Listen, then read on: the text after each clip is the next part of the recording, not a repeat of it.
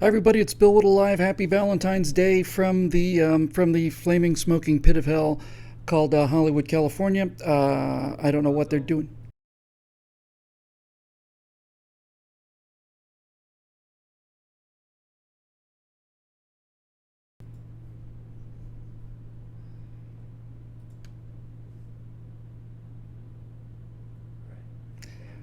Hi everybody, it's the 14th of February 2017. That's Valentine's Day. It's Bill Whittle live. Welcome and happy Valentine's Day from the smoking hole of infamy and despair known as Hollywood, California. I hope everybody's doing well out there today. Good stories today, as usual. Kind of a sad one, actually, I think, in our second segment. Sad one in the first one, too, come to think of it. But I hope everybody's having a great Valentine's Day. And I do want to tell you, before we get started, last night I was in San Diego doing an event for the San Diego Republicans down there. And I have never had a better time than that. I don't know if I've ever been better. It was just so much fun. It's better. I realized it's better to win than to lose. And I was just about to do it just now, what I did on the show down there, but I realized they'll probably stick me with some other copyright violation or anything they can to get us to shut up. But one of the things I've done actually twice now. It's just so much fun. When we start one of these events, I'll often pull out my iPhone and I will say, "Hey, I've waited 8 years to be able to do this," and I pull out the phone, I hold the phone up to the microphone, and I play, na na na na, na na na na, and everybody's into it. Hey, hey, hey, goodbye. That's fun. And I follow that up with a quick rendition of Ding dong, the witch is dead, the wicked witch of the north is dead. Ding dong, the wicked witch is... So anyway, there you go. Is that you turn your AC room noise or your mic? There's a lot of room noise and microphones here, Dave. And you know what? I just don't care. We're going to do the best we can. We had more members. We could get a quieter studio. So 2 stories today. Both of them, of course, tragic, but tragic for different reasons. In any of somebody's saying it won't play. I'm definitely getting comments, and I'm getting the spinning wheel of death here on Facebook. But I think this computer, this MacBook Air I have, has to probably be destroyed or severely disciplined, one or the other. It's working. No, it's working. I know it's working. Okay, so 2 stories today that are kind of disturbing, but we're going to have to deal with them anyway. So let's start off with the first one, which I decided to call White Pin Privilege. So hang on to your hats here, Mouseketeers. The social justice warriors, this is from a website called The College Fix, which is thecollegefix.com. And I'm going to just read it verbatim because the reporter here looks like Dominique Mancini. Pretty much nails this. So here's basically what's happening in the higher realms of academia as we speak. They just keep trying to top themselves. You ready for this? Students at Elizabethtown College this morning are wearing white pins in the shape of puzzle pizzas to remind them of their white privilege. Nope. Oh, yep. This is what happens when you switch on the show. There you go. See, now you can see the puzzle pieces that show you your white privilege and that lovely tag right below there. Yeah, there you go. You can see how awesome that is. So to continue, the campaign was launched over the weekend by the Elizabethtown College Democrats, who say it aims to make students at the small and private liberal arts college in Pennsylvania more introspective about issues of race, especially in their predominantly white region of Lancaster County. Discussions about race are often perceived as being only open to people of color, but I think that it's just as important for white people to partake in conversations about race. Did you get that distinction now? I just want to make sure before we go any more that you're not missing the point there.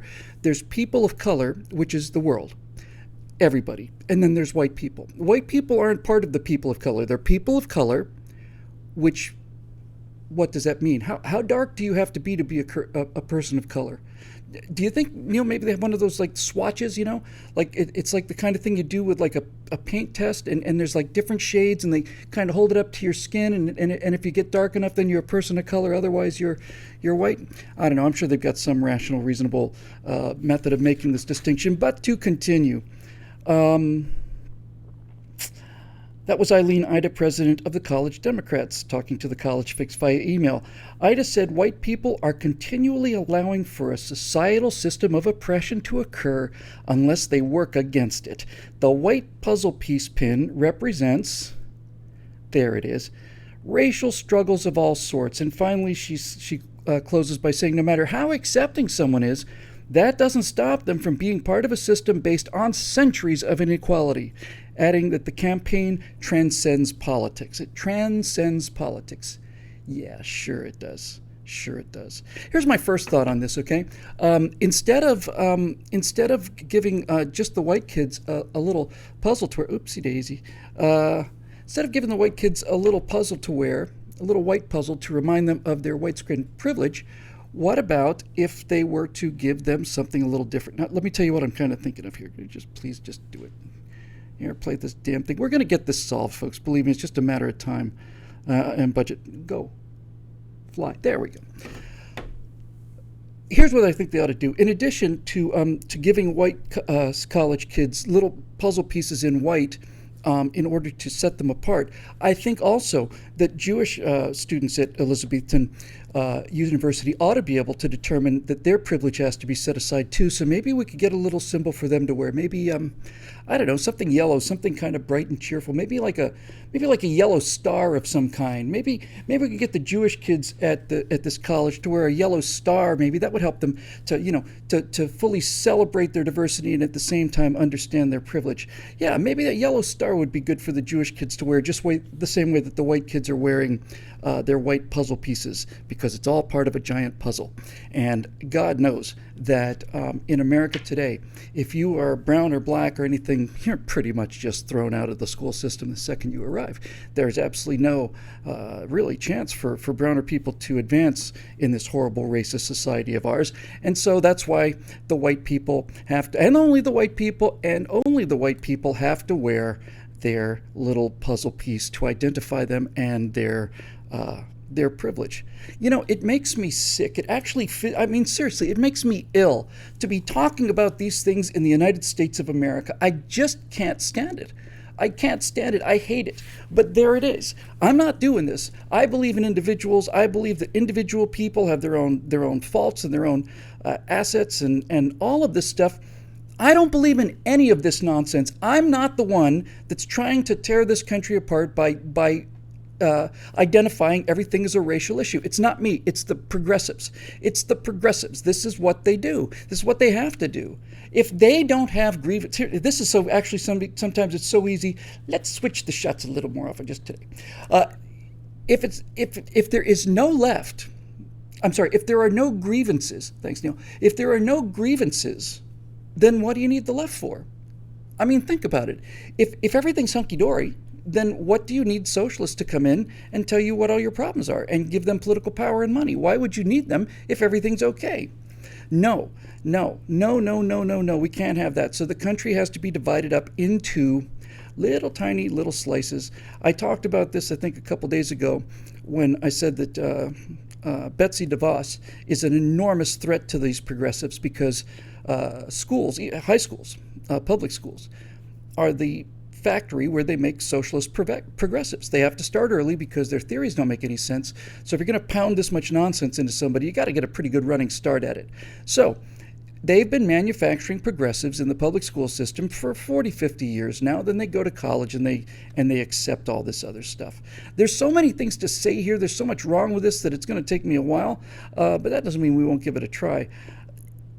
Betsy DeVos is a terrifying thing for them because if she can change public education and make it better, see, that's why she might succeed, is because she might get better. Maybe this conservative Republican will actually do what the black residents of inner cities have been begging for 20 years now. Maybe this white Republican will do what all of these black and white and Hispanic Democratic moralizing superiors didn't do, won't do, can't do, and that is give inner cities a chance, give those people a chance to get out of this mess by giving them an education. But that's not going to happen under Democrats, because Democrats, they can't have an education and still have Democrats, you see? I know that sounds bombastic, but let me just give you the pattern of how it works here. This is how America works today. The Democratic Party has realized that if you promise people money, benefits, cars, free stuff, then they'll vote for you because it's easier to get free stuff than it is to go and earn it. It's not as nice and it's not as rewarding and it's a kind of living death, but it's easier. It's certainly easier. I don't think there's any question about that. So the Democrats understand that if we're going to take from people who produce things and give to people who just are going to basically vote for us, then the idea of these people becoming independent, the idea of these people who are your vote plantation becoming self-sufficient or confident or educated or any of that stuff means that they might start doing on their own what you've been giving them. They might start working and they might start getting some money and some prestige and some actual self-esteem, and maybe they'd start feeling better about themselves, and maybe they'd learn about things that they hadn't heard before, and maybe they'd look at statistics of what actually happens with things like white cops killing black cops and killing black citizens, and maybe they'll understand what 4% of the total male black homicides being caused by police means. Maybe they'll do that. Maybe, who knows, maybe they may look at the history of this country and say, well, it turns out that slavery was a part of it, but it wasn't the only part of it. As a matter of fact, this country gave 1 million lives to stop slavery. White people killed each other in order to stop this thing that was going on all around the world, still goes around the world today. Maybe they'll realize some of this stuff, and maybe just once, if we get somebody like Betsy DeVos in there and charter schools and all the rest of it, they will stop being fed this poison, which is in fact it's the drug, it's the tranquilizer dart in the neck that the Democrats use on every single minority person in this country, Hispanics, blacks, gays, all of them. They just walk around and stick these darts in their neck, and the dart basically says, your failures are not your fault. Those are the fault of white America. And no matter how hard you try to succeed, you can't succeed because of the patriarchy or because of white privilege or because of all these other things. And it gives people what everybody really wants, ultimately. What you certainly are born with wanting, and that is a good excuse for why you're not successful. You need an excuse. You got to blame it on something or someone. So the Democrats have made this their policy since Lyndon Johnson said in the mid-60s, I am going to have those N-words voting Democrat for the next 200 years. And he didn't say N-words. He just said it. He knew what he was doing. We're just going to pay him. We're just going to give him stuff, and they'll just sit there, become dependent on us, and they'll keep voting for us. And as long as we take stuff from people who are making money and give it to them, they'll vote for us forever. All of them. And this is the result of this. This is what you get. You get this kind of just disgraceful, disgusting racism. That's what this is. This is the world we live in today. This is the world we live in American universities today. We live in a world where university students dressed in black hoodies, black jackets, black masks, black pants, black boots, and black gloves gang up together, 5 or 6 of these thugs, and pound somebody into unconsciousness because they don't want that person to hear an opinion different from theirs, and they call that person the Nazi. And we live in a world where these people, these college Democrats at Elizabethton College, have decided that the best way to combat racism is to make sure that everybody is absolutely divided into race, but especially the white kids, because those kids have to continue to feel this kind of guilt and this kind of remorse for things that they didn't do, and their fathers didn't do, and their grandfathers didn't do, for that matter, or their great-grandfathers. Or their great-great-grandfathers, or their great-great-great-great-great-grandfathers, or great-great-great-great-great-great-great-grandfathers may or may not have owned slaves. And the people who are in there complaining about white privilege, their great-great-great-great-great-great-great-great-great-great-great-grandmothers and fathers may or may not have been slaves. A lot of blacks came to America after slavery ended. But that doesn't matter to these people, because the first thing you have to do is you have to make sure that white people feel guilty. They have to be pounded into it. I just can't believe how disgusted I am to have to sit here and talk about things like white people, black people in this country, whose entire motto is e pluribus unum. It's sickening to me. It's sickening to talk about race like this. It makes me ill. But there it is. We have no choice. I'm not the one putting pins on people. They're the ones putting pins on people. So we're going to have to deal with them, right? We're going to have to deal with them.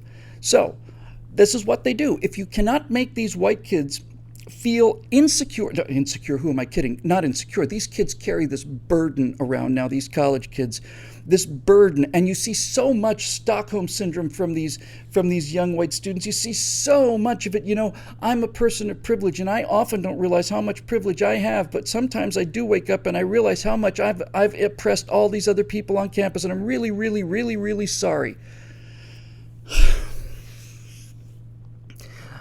It might be true that maybe in 1964 or 62, if you were black and applying to college in the United States, it might be true that far back, Democrats in the South still had enough power to maybe make that difficult for you. When those little black girls went to school, and when you saw those black students walking to the University of Mississippi, and they turned the fire hoses on them and let the police dogs on them, those fire hoses were let loose by Democrats, and the police dogs were set loose by Democrats, and the swinging clubs of the National Guard were authorized by Democrats. It's all Democrats, and they realized that, you know what, we're never going to win again. We got to find a voting base. Let's pay these people to vote for us. And how's that worked out for you? You know, most of these towns like Baltimore and Detroit and Atlanta have been governed by Democrats for 80 years, 90 years, 3 generations, uninterrupted, Democratic mayors and Democratic city councils. And the situation in these in these killing fields, in these pits of crime and hopelessness gets worse and worse and worse and worse and worse. And one of the reasons it gets so bad is because the education is so unbelievably awful for 1,000 reasons, which we can discuss later, primarily among which is the lack of discipline. However, when you find out that Baltimore ninth graders, I think it is, that of the ninth graders in Baltimore, 4% of the ninth graders in Baltimore read at a ninth grade level. 4%. So, what do you say about that? What do you say about that? By the way, we got a comment here from JJ Brightland. Sorry about that. Can't see him. Practically blind. Who says they say that we switched parties. I just have to deal with that just very, very quickly, since we're on this whole subject of race and all the rest of us, thanks to these progressive racists and slaveholders. When confronted with the fact that the Ku Klux Klan were all Democrats, when confronted with the fact that it was Democrats that wrote the Jim Crow laws, when confronted with the fact that the entire slaveholding Confederacy was all Democrats. The Confederacy the Confederacy was formed by Democrats who left the Union because the Republican election of Abraham Lincoln meant the end of slavery was coming, and they got out before he was even sworn in. The entire Confederacy were Democrats. It wasn't like there were some Democrats in the Confederacy. They were all Democrats. My understanding is that Abraham Lincoln, in 5 or 6 of the deep southern states, did not win a single popular vote, not electoral vote. He didn't win a single vote in some of these states, not as a gag, not as somebody drunk, not one popular vote. I read that, I think, in Shelby Foote's Civil War trilogy. So what can they do about this? This goes back to like 1965, 66, and they've been the racists the whole time. So how do they explain that now they're the champions of black people? They have this theory, which I've heard so many times, and what they say is they switched sides, that the team switched sides. So in other words, we're beating the daylights out of these guys morally. We've got them 72-0 at halftime. And then we all go into the locker room, and for some reason unknown to anybody, strategy towards blacks. It wasn't that the Republicans suddenly said, we've got to find a new place to be racist. Yes, it's true that the Republican Party was founded to stop slavery and racism, and yes, it's true that we had the first congressional black people back in the 1800s. We had a Speaker of the House who was black in 1868, 69, something like that. The first blacks in Congress were all Republicans, but they can't deal with this. So they have to think of something that we change sides. That all of the racists in the Democratic Party had to go to the Republican Party, and all of the good, noble people who were in the Republican Party came to the Democratic Party, and that's who we are today, are the good, noble people who fought against slavery. No, you don't get to do it that way. And the reason you don't get to do it that way is because the party of the Democrats is the party of the Democrats. Lyndon Johnson made it perfectly clear. Is a very clear-eyed, cold-blooded, rational decision on his part. We are never going to win national elections again if we keep turning the fire hose on these people. What we have to do, basically, whether he realized it or not, was he basically had to say, we have to put these people back on a plantation again. That's what we have to do. We have to put them back on a plantation. It won't be a cotton plantation this time. It'll be a vote plantation. And we'll be able to go out there every 2 years and harvest those votes. So we'll pay them. Let me rephrase that. We'll feed them. We'll give them housing. We'll give them terrible health care. We might give them some transportation. We're going to take care of everything. Their lives will not consist of any autonomy. They're going to get their checks at the beginning of the month, and then they're going to be filled with despair and hopelessness for the other 29 days, at which point they get another check. People who are housed and clothed and fed and controlled by other people are called slaves, whether you like it or not. That's what they are. And the Democratic Party decided we're going to put something so tempting out there, which is free stuff, that we're just gonna co-opt them, and they did. And then they start clothing themselves in this moral superiority. Progressives don't get to be morally superior on the race issue. What's her name from Eileen Ida?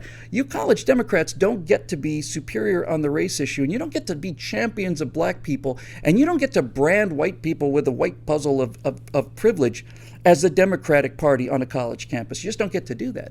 Not without having the kind of hypocrisy that would make a person with a soul explode. Democrats did this to black people in the 1600s, in the 1700s, and the 1700s, 1800s, 1900s.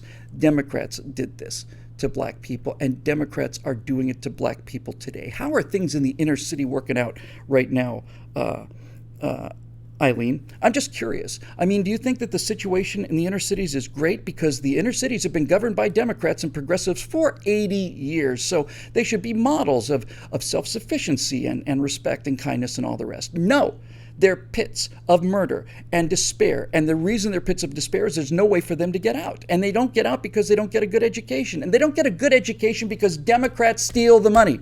Are we clear on this? Democrats steal the money. We did one firewall called the most shameful injustice. I wanted to call it Death by Democrats. Basically, you find out that there's a guy who's a member of the school board. And it's just one example among countless. And he's a member of the school board in Detroit. And he wants a Lincoln Navigator. So the money that would normally go to the school board to teach children things like how to read didn't go to children to teach them how to read. The money went to buy a brand new Lincoln Navigator SUV. And here's the exciting part. Here's how you know the quality of the people you're dealing with.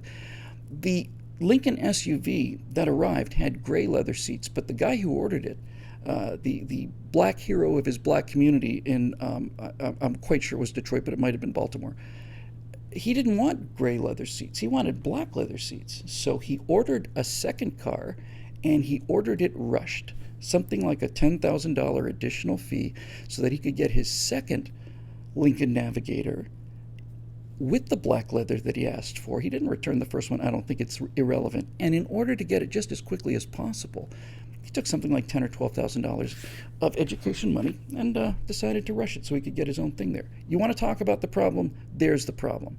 So I'm bloody sick. I'm sick and tired of all of this constant racism on the part of progressives. I'm sick of it, and I'm over it, and I'm not going to see the end of it. And here's why.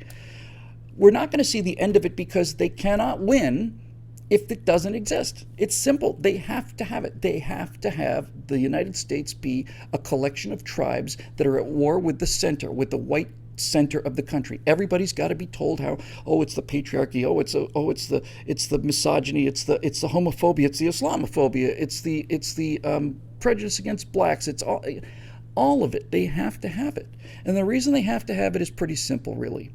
Because if they were to leave America alone, if they had left America alone for the last 70, 80 years, we would be living in an entirely new and different world.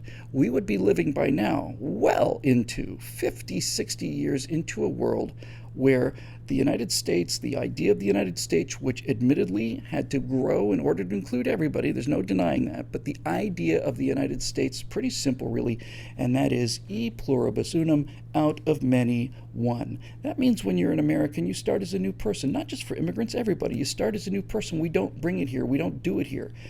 America was invented for individuals to have a place to live on Earth. The whole idea of individuality is brand new historically and very rare. and invented pretty much in America. The idea that people, common people, had as much right to a life and a history as lords and nobles and dukes is a revolutionary idea. And this is what we're fighting for. This is why we have the show. This is what we're fighting for, is to do the precise, exact 180-degree opposite of what these Elizabethton College Democrats are doing. And that is, we are saying that everybody in this country is an individual. Some of them are good and some of them are bad. And you can't tell whether they're good or bad by looking at their skin color. You're not responsible for what happened 160 years ago. That's not your fault. You didn't do it. And likewise, you didn't suffer under it. You didn't suffer under slavery. I know what you're saying. You're saying no. These racial prejudices persist to the present day. Please. This country's been bending over backwards for this kind of racial division for the last 30 or 40 years. Bending over backwards. If you want to understand why sometimes black people are looked at askew, it's because 11%, 13% of the population commits 65% of the violent crimes. If you don't want to address that, then that's fine. And you don't. That's why Black Lives Matter is the proof that everything that these people are told is a lie. And the proof is that the statistics, unfortunately for them, as I said just a while ago, means that among black people killed in America on any given year, the number of black homicides on any given year, 4% of those homicides are caused by policemen. And that's not police shooting unarmed people. That's police in shootouts. That's police with drug dealers. 4% of the total black homicides in 2014, last year we have good statistics on, 4% were caused by policemen. 4. And guess what the other 96% were based on? Now, if you're going to tell me that we've got this problem with young blacks being murdered in the streets and dying in outrageous numbers, I agree with you 100%. But if you're telling me that the problem is the police force, you're a filthy liar. And it's not that the police force doesn't do this sometimes, but just think about it, folks. If you had a problem that you wanted to solve and all of your efforts were dedicated to 4% of the problem, and 96% of the problem you not only didn't pay attention to, but you actually ignored. You just walked right away from it. That is not a program designed to help black people. That is a program to advance the political power of these progressive racists, and I think the country has had enough of that. And I've been trying to shorten these segments just a little bit, but we can't seem to do it. As usual, I get all fired up. Wait till we start talking about Mike Flynn, because this has just been a tragedy and a catastrophe. The Mike Flynn segment is coming right up, but unfortunately that's for members only at BillWhittle.com. Thank you very much for watching us here on Facebook, and the numbers are getting a little bit better. The numbers at BillWhittle.com are getting a good deal better too. You get all of this, and you get the archive of it. You get to see the whole thing, and it's there forever, and it never goes away. And I try to save the most interesting segments, or at least the most important ones, for second, for the people that are actually paying for it. If you want to be a part of this, you can go to BillWhittle.com and become a member. I talk about it every day because I have to. This is advertising for the show that you just saw. I'm not doing a commercial for Windex. I'm doing a commercial for the people that pay for this programming and all of the other programming that you may be watching for free, or may have watched for free for 8 or 9 years. That's who I'm doing the commercial for. You ought to be part of the team, because the country needs you and we need you, and the opportunity to stop this kind of nonsense is ripe but fleeting. We have fractured the progressive narrative, but it's not destroyed. It will be assembled, and so we got to move into that vacuum by telling better stories about America. Anyway, thank you so much to our Facebook friends. We will see you tomorrow, Wednesday, the 15th of February. Happy Valentine's Day to all of you out there, and especially happy Valentine's Day to those of you who may be alone on Valentine's Day. I spent most of my Valentine's Day alone, to be honest with you. I know that's pathetic, but it's true. And then all of a sudden, lightning strikes out of the blue, and I meet the most wonderful person in the whole wide world, and it can happen to you. So if you're alone on Valentine's Day, look, I'm not going to say don't sweat it. It's depressing. I know it is, and there's no getting around it. It is depressing. But don't forget that nobody knows what the future holds, and the ability to keep your chin up and your ability to get up every day and just go out and do it again applies not only to work. It applies to romance. It applies to everything. You make your own luck over time. You make your own romance. You make your own opportunities. If you use a day like today and you're all alone, and you want to use a day like today to further depress yourself, then you might want to take a look at what some of your faults might be. That's what I did. I looked very hard at some of the things I was doing that made me alone on Valentine's Day, and I did my level best to try and limit those things as much as possible. Doesn't mean I deserve the person I got, but it was the best I could do. Happy Valentine's out there. For those of you who are married, those of you in solid relationships, have a wonderful time with your loved ones. Those of you who are alone watching this, don't give up. I know it's brutal out there sometimes on this day, but just don't give up. It can happen. Happened to me, and I'm going to be 58 next year. What did I say next year? I mean in April. If you want to know what I'd like for my birthday, you can probably guess. We will see. Our members are going to continue. Those of you watching on Facebook, thanks again for joining us, and we will see you tomorrow.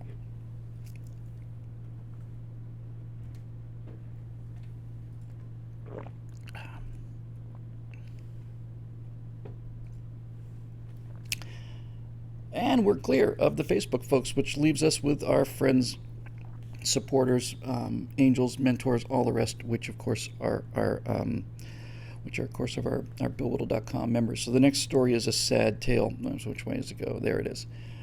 Sad tale to tell. Mike Flynn resigned yesterday from his position as National Security Advisor to Donald Trump. I say it's a sad day because Mike Flynn appears to be one of the very, very few people during the Obama administration who from the beginning understood what the threat was, where it was, and why we were facing it. Mike seemed to look at the expression on that guy's face. Can you go back to give him the whole close-up one more time, Neil, there? I mean, that guy's not messing around. That guy is a guy who's not messing around, and he's gone. So why is he gone? Well, I think the reason he's gone, I think he was terrific. I still think he's terrific. And I think what he did in terms of, the actual initial action is probably not fatal, but certainly what he did after that was. And listen, it pains me to say so, but Mike Flynn, I think, deserved to be fired or to resign. So I don't understand this issue perfectly well at all. But as usual, that won't stop me from giving you 40 minutes of opinion on it. My understanding is this. Prior to Donald Trump's inauguration, Mike Flynn had a conversation with the Russian ambassador. And nobody really knows what that conversation was about. I think I read that Mike Flynn had earlier in his career, and this might be years ago, gone to Russia as a guest of RT, which is Russian television, which is actually pretty much Russian propaganda. I watch a fair amount of it, and it's subtle propaganda. It's better, but it's propaganda. And he went and did all that, none of which he did on the job. And so the first thought I had when I heard that Mike Flynn was going to resign because he had contacts with Russians was, wait a minute, you're telling me that the National Security Advisor of the United States of America had a private meeting with the Russian ambassador about improving relations and what they might need in terms of their mutual security needs, and this is a fireable offense after Hillary Clinton caused enormous damage to the relationship with Russia. Obama and Clinton just destroyed the relationship that we had with Russia, which wasn't super great, but was amicable. And so I thought, Hillary Clinton, for 4 years, has sold uranium to the Iranians. She's moved the State Department in ways that foreign powers want because they give her tens or hundreds of millions of dollars. Hillary Clinton did this for years, for 4 years as Secretary of State, probably another 4 years after that. If you're telling me that Mike Flynn had to resign because he had a meeting with the Russian ambassador, then I just say that's certainly not something you want to fire someone over or allow them to resign over. Definitely not. And then you get to the part that's heartbreaking, and it's heartbreaking in the same way that when you found the details of David Petraeus was heartbreaking too. Then you find out apparently that Mike Pence and Donald Trump, but specifically Pence, asked Flynn about whether this happened or not. And as I hear the story, which is still developing, Flynn said no, nothing happened. We just had a casual conversation. Well, the Trump administration is full of leaks. It will be for the duration of the Trump administration. All the State Department people who were ready to cozy up with ISIS, all the State Department people who thought that we should switch our alliance from Israel to Iran, all of those people, they're still there. And they're going to be there for a while. So it got out that this meeting actually did occur. And when it got out that this meeting actually did occur, or things were spoken, then Mike Pence resigned, and he should have resigned. And the reason he should have resigned, I think, is not because he had a conversation with the Soviet ambassador. The reason he deserves to be fired is because he lied to the vice president, who then went out and defended him in public. That's just inexcusable. It's inexcusable, and it's a shame because Flynn really got it. He was a tough guy, and he knew where the enemy was. I hate to see him go, but he deserves it. I think he deserves it. I have the exact same feeling about Mike Flynn that I had about David Petraeus. I studied Petraeus quite a bit. I didn't. One of my favorite written essays ever was called 42nd Boyd and the Supersonic Monastery, something like that.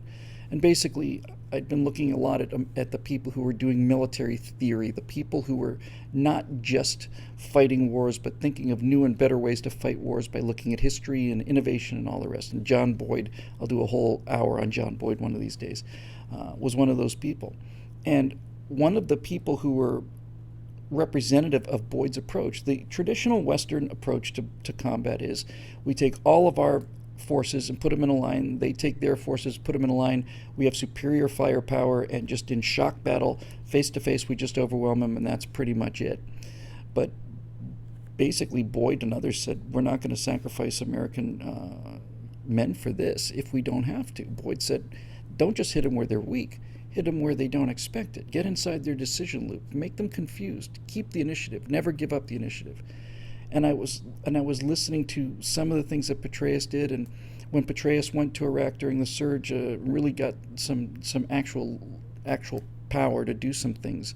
And David Petraeus, certainly not single-handedly. I know he's controversial for a lot of people in the military, but it seemed to me from the outside at the time that David Petraeus went into Iraq when things were very, very bad, and instead of trying to fight against the water, he used the water with him. That's a great analogy with the Panama Canal. The Panama Canal, the French tried to build it 10, 20 years before the Americans did, and the French tried to get the water out of there. Rains like hell in Panama, and they thought the thing to do is evacuate the water and build little channels because that's what canals look like, and they failed. And the Americans went down there and they said, well, first of all, we got to get rid of this yellow fever, so they killed all the mosquitoes. Walter Reed did that. And now that our guys aren't dropping dead, they realized, why don't we just use the water and help us instead of hurt us? Instead of trying to get rid of all of this water that's coming in all the time from all this rain, why don't we just use it? Instead of trying to evacuate it, why don't we dam these areas up, make series of little lakes that are deep enough for the ships to sail across, and we'll put some channels in there, we'll just where we need them, and some locks. And it was a success because it used what was happening on the ground and didn't fight it. It used it as an energy force, and that's what Petraeus did in Iraq, I think. And Petraeus was brilliant. And when I heard about David Petraeus resigning under a cloud, I thought, this is just, they're just going after him because he's so good. And then you find out that no, David Petraeus was sending something like 50 emails to this reporter that he was infatuated with. As far as the actual security leak is concerned, it doesn't seem to be very serious. They weren't terribly classified emails, and they went to secure servers. Compared to Hillary Clinton, it was, it was locked up in a basement. But when I found out that this man who I admired so much was so infatuated with this woman that he was sending her 40, 50 emails a day, I realized that this person who I admired so much had a fatal flaw. And not just a serious flaw, a fatal flaw. If this man, who I thought was so disciplined and so wise and so patriotic and all the rest, if he could be incapacitated like that, because that's what it is. If you're sending 50 emails a day, you're not doing your job, and you're leaking information that shouldn't be leaked. And you could have knocked me over with a feather when I heard that was what was the cause of this. It really could have knocked me over with a feather. I was the kind of guy who wasn't going to mess around with this Islamicist threat. Mike Flynn was a guy who throughout the entire Obama administration that wouldn't say the words Islam and terrorism in the same sentence. Flynn knew what the problem was, and he stood up against it. He got a lot of grief. Now, I saw on online earlier today, Ralph Peters, who's a former military guy and commentator who I have a lot of respect for. I don't know anything about Flynn personally. Ralph Peters said that Mike Flynn changed quite a lot after he was forced out of the Defense Intelligence Agency, out of DIA. It's possible that Flynn, I'm obviously speculating here, but it's possible that Mike Flynn was so upset may not be the word, actually. He was so enraged by the Obama administration and the Obama administration's, let's get flying through space again. There we go. And the Obama's administration's unwillingness to deal with this threat at all. It may have actually driven him over the edge. I don't mean drove him insane, but I think it might have given him the sense that, okay, the situation is so critical and it's getting worse every day that if I don't take action, something horrible is going to happen. And the president's not taking action, so I'm going to have to take action. And, having a conversation with the Russian ambassador without the knowledge of the State Department is not his job. It's not his job. He may have thought that the State Department is so corrupted under Hillary Clinton and John Kerry that it was useless. And here's the part that's so heartbreaking. He's almost certainly right. But John Kerry's not Secretary of State anymore. We've got a guy on our team who's Secretary of State. The job of the Secretary of State is the person who talks to Russian ambassadors or Ethiopian ambassadors, for that matter. It's not the job of the National Security Advisor to do that. Now, I think he probably could have survived it if it hadn't been that he lied to Mike Pence. And obviously, another element to this whole debacle is that because it was Russia, if he'd made a phone call or had a meeting with the French ambassador or even the Chinese ambassador, I don't think this would have hurt him as badly as it did. But from the beginning of when I say the beginning, I mean from about midnight Eastern time on the night of the election, when these Democrats realized they were going to lose, they immediately began to discredit Donald Trump. And one of the things they did to discredit him was to talk about how the Russians hacked the elections. First of all, the Russians didn't touch the votes at all. There's no evidence whatsoever that Russians tampered with election results. There's some very good evidence, however, that it was the Russians who leaked information about what the DNC was doing with internal emails. So if the Russians influenced the American election, it's because the Russians published the truth about what the Democratic Party was saying internally. Now, I'd be much happier if that wasn't the Russians doing that. That's the job of the press. But in all of this, oh, it's the Russians,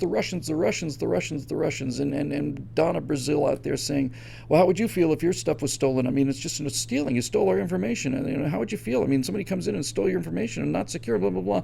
And the one thing that Donna Brazil never said was, this information isn't true. This damning information is false. She never said that. And she never said it because it was true and she knew it was true and Hillary knew it was true and Obama knew it was true and they all knew it was true.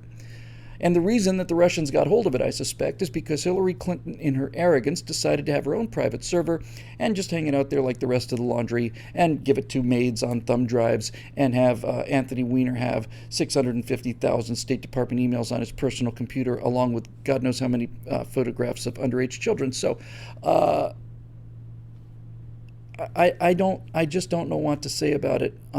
It strikes me again as another case of a good person who had some kind of fatal character flaw, and if it appears that he lied to the vice president to his face, and said no, it's that alone is grounds for being fired, in my opinion, and circumventing the State Department is grounds for being fired. You could argue, okay, it wasn't really the State Department, he wasn't really the National Security Advisor because he wasn't sworn in yet. That's my understanding anyway. But look, we know how chains of command work, and we know how organizations work and businesses work. There's the CEO, and then there's the vice president, and there are various operational vice presidents below that. And if you lie to the vice president, then you deserve to be fired, especially when that person goes out on a limb to defend you, to use some of his credibility, which is always under attack from the left, to go out there and defend a person who actually did what he should not have done and lied directly to his face about it. It's unforgivable. It's certainly cause for dismissal, sad though it is. I don't know who Donald Trump's going to use to replace him, but I hope he's got the same kind of toughness and the same kind of awareness of what's actually going on, and I suspect the replacement will. One last note on the Mike Flynn thing. I saw a quick headline as I was looking through the stories on this today, and it said that Mike Flynn's resignation is proof that the press will not be intimidated by Donald Trump. I don't want you to be intimidated by Donald Trump, you miserable, cowardly, spineless, biased traitors. I don't want you to be easy or intimidated on Donald Trump. I want you to do your job, which is to find out things like this and expose them. That's what you're supposed to do. I want you to do it all the time and not just when it's a Republican. It doesn't become right if a Republican does it. It's wrong, and and he should have been fired, and it's going to cost Trump politically, and it's a scandal. But that's what the press is for. And if you would just do this fairly, even remotely fairly, if you not only started to investigate Democrats this way and gotten into Benghazi and gotten into the emails and gotten into the Clinton Foundation, which you simply didn't do because you agree with them politically. If you started to go and investigate those things and provide damning information so that we didn't have to depend on Russian intelligence services for the American people to find out what's going on during election year, if you actually did that, it'd be impressive. And what would be even more impressive would be if you decided that just because you don't like a story doesn't mean you don't cover it. In other words, if there's something that doesn't appeal to you politically, you don't get to ignore it anymore. Because that's another kind of fake news. It's another kind of falsity. It's another kind of lie, really. If you know that there's a story that's damaging, you're a Democrat and a progressive and a journalist, but I repeat myself, you're one of these people, and you see a news story, and it's bad for the Democrats, bad for Hillary, or it's bad for Obama. Not reporting that story is actually in many ways a greater form of lying, because you're telling people that no, this is not something they really need to be worried about. It's something that Fox News lunatics and right-wing, knuckle draggers believe, but there's no truth to it because it's not on CNN, ABC, NBC, CBS, and all the rest. If you did those things, I think there's a very good chance that you could recover the credibility that a news source needs within 50 years, I would say. Certainly, I think with a real effort, you could probably get that credibility back within 50 years. And unfortunately for you, those of you who are patting yourself on the back on how you're going to hold Donald Trump's feet to the fire, that's your job. You don't get to pat your back for a job. It's what you're supposed to do. The problem for you guys in the mainstream media is that by the time you ever regain your credibility, assuming you even make the effort, which is of course debatable, by the time you actually try to have your credibility restored, you will not be employed anymore.